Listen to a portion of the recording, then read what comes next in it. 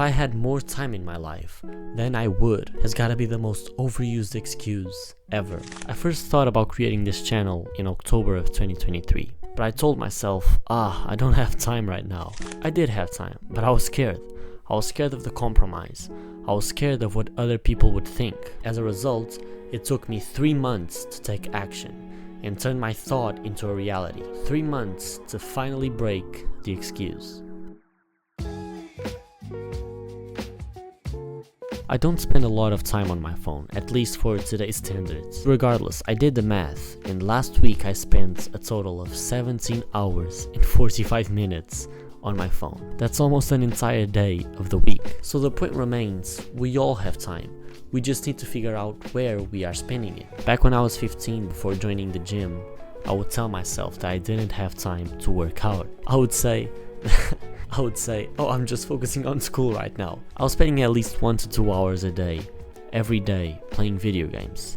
So I had plenty of time to go and work out. The reality is, I was comfortable at home, and I was scared of the unknown. I didn't know what to expect of the people at the gym, but as soon as I went once, I realized that it was all in my head. And the gym is so wholesome. Like, the most traumatic thing I've seen there was like the 70-year-old dude scratching his balls in the corner of the locker room. It's a common occurrence. YouTube was the same thing. I was afraid because I didn't know what the consequences would be, whether good or bad. I created all these hypothetical scenarios, but none of them ever played out. I realized that people do not care. We're too focused on ourselves to pay attention to what others are doing with their own lives. Human beings are so selfish that we will literally give more importance to a pimple in our face than we do to an earthquake on the other side of the earth. If you see a photo of you and your friends, which face do you check out first? It's yours. So yeah, I lost 3 months of progress before starting YouTube,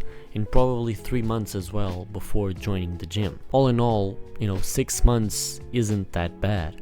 It could have easily turned into years if I hadn't gotten myself out of that trap. Excuses are a self-defense mechanism, mostly used by people with low self-esteem, because a confident person wouldn't have to rely on excuses to mask their defects. They would acknowledge them and strive to improve them. Lack of time is just one of the many excuses that we use. But here's the thing about excuses. They may work in the short term, but in the long term, this wall of excuses that we build around our life will eventually crumble. If you're always putting the blame on external factors, you lose control over the situation. And in order to progress in life, we must be 100% honest with ourselves. If something went wrong, don't say, I was unlucky.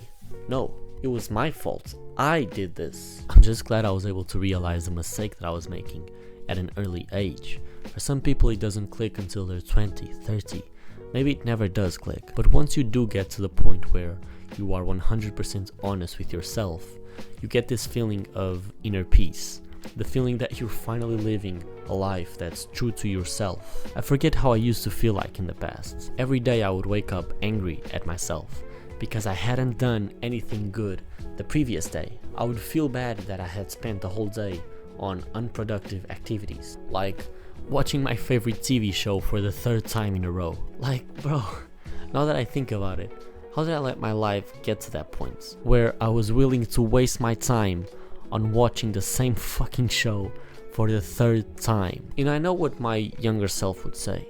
He would say, but it makes me happy. Deep down I always felt bad because I had an internal conflict going on. I wanted to be successful, strong, interesting, but my actions didn't reflect that. I was always chasing that instant gratification. That's why I think activities like smoking, obviously it's bad for your physical health, but it's super destructive for your mental health. Knowing that every day you're using this substance that's slowly killing you, but you can't stop because you're addicted. This is why our brains revert to using excuses, because in those cases, our brains can't or they do not want to understand the truth. Like, I have this friend that always comes up with the stupidest excuses to justify smoking. One day he said, it's not that bad because the area of our lungs is the size of a tennis court. And I was like, okay, yeah, that's true. And he said, so if I burn it just a little bit, then it's fine. I didn't say anything at the time, but in my head I was just thinking how sad it is that he needs those excuses to cope with the reality. And this applies to any addiction, whether it's food, substances, even video games. It's why kids say that Fortnite helps them socialize. Sure, it's important to not freak out and take things one at a time. The next time you catch yourself using excuses to justify a certain habit or the lack of one, call yourself out and change the behavior. It's honestly way harder than I thought. We're so used to it that most of the times we don't even notice it, but that's fine. All that matters is that there's progress, no matter how small it is. I hope I made my point across clearly. I always try my best to express my thoughts into words, and yeah, sometimes it's harder, but I think you got the idea. I hope you got something out of the video. See you in the next one. Till then, keep striving for your goals. Peace out.